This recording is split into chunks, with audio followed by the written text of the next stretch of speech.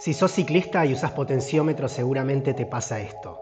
Mirás la compu de la bici y vas mirando, voy 180 vatios, voy 200 vatios, sin entender demasiado qué es lo que estás haciendo. Eso no termina ahí.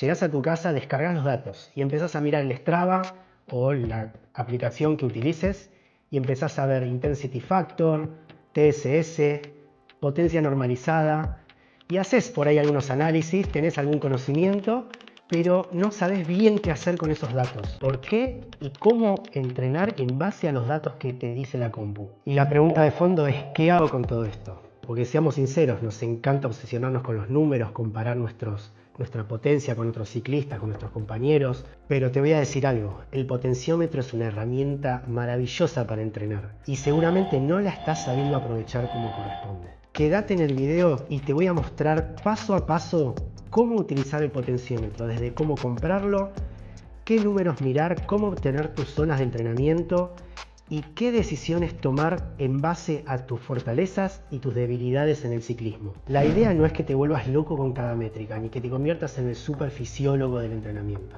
La idea es que entiendas lo suficiente para dejar de entrenar al azar. Vamos a ver por qué el potenciómetro cambió la manera de entrenar en ciclismo. Vamos a ver cómo determinar bien tu FTP y las zonas de entrenamiento. Vamos a ver cómo armar tu perfil de potencia para saber cuáles son tus puntos fuertes y tus puntos débiles y saber qué tipo de ciclista sos y cómo mejorar cada punto. Y de esa manera vamos a aprender a armar una planificación básica basada en datos. Así que si ya tenés potenciómetro y sentís que lo usás solamente para mirar un número, este video te va a ordenar bastante, te va a servir. Y si todavía no compraste uno, te va a servir para elegir mejor y entender para qué te va a servir realmente. Y antes de arrancar, si te gusta el contenido y te sirve, déjame tu like, suscríbete y decime qué disciplina haces. Mountain bike, XCO, gravel, ruta. Esto también me sirve para hacer videos más específicos. Y ahora sí arranquemos con la primera pregunta. ¿Por qué entrenar con potencia? Durante muchísimos años el ciclista entrenó principalmente con tres referencias: velocidad, tiempo y frecuencia cardíaca. Y ojo, las tres siguen siendo muy útiles. El problema es que ninguna de ellas mide exactamente lo que estamos buscando medir cuando entrenamos, el trabajo real que estamos haciendo sobre la bicicleta. La velocidad puede engañar muchísimo. Podés ir a 35 km por hora con viento a favor, yendo relativamente cómodo, o podés ir a 25 km por hora con viento en contra, haciendo un esfuerzo altísimo. En mountain bike o gravel la velocidad depende todavía más del terreno, de la técnica, del barro, de las cubiertas, de la presión, si vas en subida, en bajada o en sendero. Entonces, como referencia de intensidad, la velocidad es muy limitada. Después está la frecuencia cardíaca, que es importantísima, pero hay que entender bien qué mide, porque el pulso no mide el esfuerzo mecánico que estás haciendo, mide la respuesta de tu cuerpo a ese esfuerzo. Por eso los entrenadores hablamos muchas veces de carga interna y carga externa. Y esto es clave porque la frecuencia cardíaca se ve afectada por un montón de factores: deshidratación, sueño, estrés, cafeína, fatiga acumulada, ansiedad antes de una carrera, digestión, bien por algo muy común que se llama deriva cardíaca. La deriva cardíaca es lo que pasa cuando mantienes una potencia bastante estable durante mucho tiempo, pero tu frecuencia cardíaca empieza a subir poco a poco por la fatiga, la temperatura, la deshidratación o el desgaste que vas acumulando. Te pongo un ejemplo, salís a hacer un fondo largo, 2, 3, 4 horas. Al principio vas a ir a 180 vatios y tu frecuencia cardíaca por ahí es de 130 pulsos. Pero van pasando las horas, vos te mantenés estable en esos 180 vatios, pero la frecuencia cardíaca de a poco va a ir aumentando un poquito. Capaz que pasan 3 horas y tu frecuencia cardíaca ya no es de 130, pasa a ser 140, 150 si ya venís bastante fatigado. Y esto nos muestra bien claro cómo la potencia mide nuestra carga externa y la frecuencia cardíaca mide nuestra carga interna. Nosotros vamos manteniendo estable 200 watts, por ejemplo,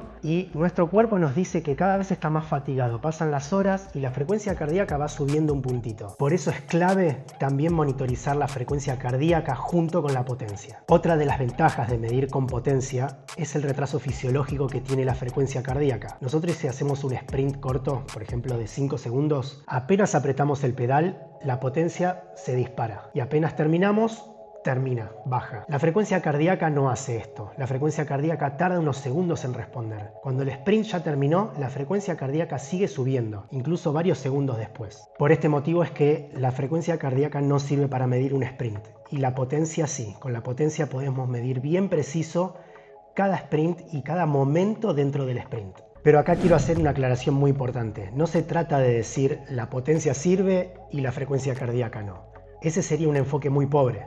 La potencia te dice qué estás haciendo y la frecuencia cardíaca te dice cómo lo está tolerando tu cuerpo. Y si los datos los mirás juntos, aparece una información muy valiosa. Porque si para una misma potencia vos un día tenés el pulso más alto de lo normal, tu cuerpo te está diciendo algo. Capaz estás estresado, estás incubando alguna enfermedad, o es un día de mucho calor, o estás deshidratado. Hay que hacer un análisis y prestar atención de por qué ese día, en ese momento, el pulso está más alto de lo normal. Y si por el contrario, para esa potencia vos tenés el pulso más bajo de lo normal, probablemente estás asimilando bien el entrenamiento. Y ahí empieza el análisis interesante. Entonces, ¿cuáles son los beneficios reales de entrenar con potencia? Primero, precisión en la intensidad. No es lo mismo decir hace 5 series bien fuerte que decir hace 5 series de 5 minutos entre el 100 y el 115% de tu FTP. La segunda instrucción es mucho más precisa. Segundo, la comparabilidad. Podés comparar entrenamientos hechos en distintos días, con distinto viento, distinta ruta o distinto estado emocional. Si hace 6 meses sostenías 230 vatios durante 20 minutos y hoy sostenés 250, hay un dato objetivo que mejora. Tercero, gestión del esfuerzo. Esto es fundamental en grandes fondos, contrarrelojes, subidas largas, rural bike, gravel y carreras donde te podés pasar de rosca muy rápido. Si conoces tus números, podés evitar el típico error de salir demasiado fuerte y explotar después. Cuarto, medición real del progreso. No solo podés ver si mejora tu FTP, también podés ver si mejora tu potencia de 5 segundos, de 1 minuto, de 5 minutos, de 20 minutos o de varias horas. Quinto, planificación. Sin datos de potencia muchas decisiones se hacen a ojo. Con potencia podés ordenar tus zonas, cargas, bloques, descansos y objetivos con mucho más criterio. Pero repito, el potenciómetro no es mágico. No reemplaza el sentido común. No reemplaza dormir bien, comer, descansar. No reemplaza años de entrenamiento, ni reemplaza tampoco la mirada de un buen entrenador. Lo que hace es darte una medición bien clara de lo que está pasando. Después hay que saber interpretarlo. Y con esto bien claro, pasemos a la segunda pregunta. ¿Qué potenciómetro conviene comprar? Cuando alguien me pregunta qué potenciómetro comprar, mi respuesta casi nunca empieza por una marca. Empieza por una pregunta mucho más importante. ¿Para qué lo vas a usar? No es lo mismo comprar un potenciómetro para ruta que para mountain bike. No es lo mismo hacer XCO que gran fondo. No es lo mismo tener una sola bici que tener 2 o 3. No es lo mismo querer algo fácil de mover entre bicis que querer algo protegido de golpes. Entonces, antes de hablar de marcas, hay que hablar de tipo de potenciómetro según la ubicación. En general tenés 3 grandes tipos: potenciómetro de araña, de biela y de pedal. Los potenciómetros de araña van ubicados en la zona de los platos o integrados al sistema de bielas. Su gran ventaja es que suelen estar bastante protegidos y tienen una medición muy consistente. Para mountain bike, sobre todo XCO, esta suele ser de las opciones más lógicas. En mountain bike, la bici recibe golpes, piedras, barro, ramas, caídas, apoyos raros y cualquier componente expuesto suele sufrir más. La araña queda bastante más protegida que un pedal o una biela con sensor externo. Por eso, si haces rally o gravel que pasás por vados, les pones a mucho barro, o XCO que recibe muchos golpes, yo te recomendaría esta opción. En grupos SRAM, por ejemplo, es muy común encontrar opciones de Quark integradas al sistema AXS. También hay alternativas compatibles con otros grupos y opciones más económicas como XKDE y Magene, que pueden funcionar muy bien, siempre entendiendo que lo importante es que la medición sea consistente. Después están los potenciómetros de biela, muchas veces con una puerta de entrada más económica, sobre todo cuando miden de un solo lado. En lugar de medir ambas piernas, miden una pierna y aplican ese valor por 2. Y te preguntarás, ¿sirve un potenciómetro que mide una sola pierna? Sí, sirven y mucho. Sobre todo si estás empezando y querés tener una buena referencia para empezar a entrenar. Las únicas 2 contras que le encuentro a este sistema es que primero, si tenés una asimetría en una pierna, o sea una diferencia de fuerza entre una pierna y otra, que suele ser común, te puedes subestimar o sobreestimar un poco la medición. Esto no significa que no puedas medir tus propios esfuerzos de un entrenamiento a otro. Y segundo, en mountain bike las bielas suelen estar muy expuestas a golpes, rayones, cosas que pueden dañar al sensor. Por eso no suelen ser mi primera recomendación para mountain bike. Y por último tenemos los potenciómetros de pedal. Para ruta y gran fondo a mí me parecen una de las opciones más prácticas. Tiene una ventaja enorme, la versatilidad. Si cambias de bici, te llevas los pedales. Si viajas o alquilás una bici, podés llevar tus pedales y tus zapatillas. Para ruta a mí me parecen una de las opciones más prácticas. Tienen una ventaja enorme, la versatilidad. Sobre todo si tenés más de una bici. Mover tu potenciómetro de una bici a otra es tan simple como sacar los pedales y ponerlos en otra bicicleta. O si viajás y te prestan una bici o alquilás una bici, podés llevar tus pedales y tus zapatillas. Y si por ejemplo haces ruta y gravel, cambiás los pedales de una bici a otra y listo. Las marcas más conocidas de este tipo de potenciómetros son Favero y Garmin. Y ahora vi que entraron también unas nuevas de Magene, seguramente más económicas, todavía no las estuve viendo, pero me parece bastante interesante. Para mountain bike también existen pedales con potenciómetro, pero ahí vuelve el tema de la exposición. Están mucho más expuestos a golpes que una araña. Hay modelos robustos como los Favero, pero si haces XCO técnicos, senderos, piedras o carreteras donde la bici sufre, hay que pensarlo bien. Entonces mi recomendación de cada disciplina sería esta. Si haces ruta o gran fondo, los pedales son una opción muy cómoda, especialmente si cambias de bici o querés facilidad de instalación. Si haces mountain bike o XCO, prioriza araña por protección, consistencia y robustez. Si haces gravel, depende del tipo de gravel. Si haces caminos tranquilos y además tenés una bici de ruta, los pedales pueden ser una muy buena opción. Si haces gravel más áspero, con piedras, barro y golpes, la araña puede tener más sentido. Si tenés varias bicis y querés una sola inversión, los pedales son la opción más flexible.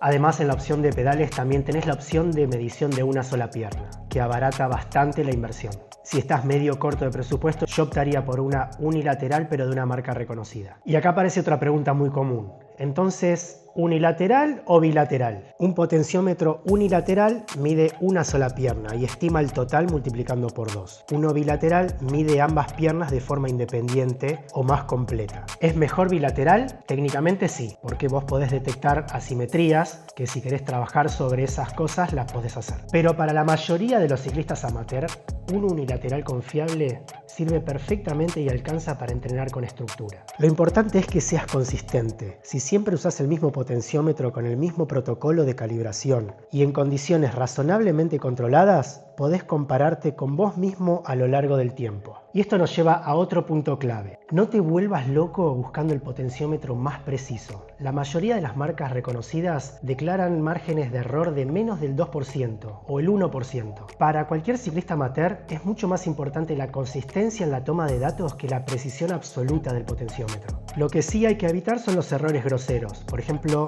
desconexiones con el dispositivo que dejan de grabar, picos de potencia demasiado altos, ese tipo de cosas que sí pueden afectar a un análisis de un entrenamiento con estructura. Mi criterio como entrenador es que compres según tu disciplina, compatibilidad, robustez y consistencia en la medición. No compres solo por marca o por moda. Y una vez que tenés ya el potenciómetro instalado, aparece el verdadero problema. Empezás a ver una cantidad de números enorme y surge la pregunta del millón. ¿Y ahora qué hago con estos datos? Bueno, tranqui. Lo primero es establecer tu FTP y tus zonas de entrenamiento. Y esto lo vamos a ver en el segundo video. Si llegaste hasta acá, es porque te gusta entrenar y hacer las cosas bien. Así que te voy a enseñar a definir bien tu FTP a través de métodos validados. Te voy a enseñar por qué es tan importante saber tus zonas de entrenamiento. Y te voy a dar las herramientas básicas para que aprendas a planificar tu propio entrenamiento. Por cualquier consulta que me quieras hacer, me podés encontrar acá abajo en los comentarios. Y si no, en mi Instagram, @RafaOstain.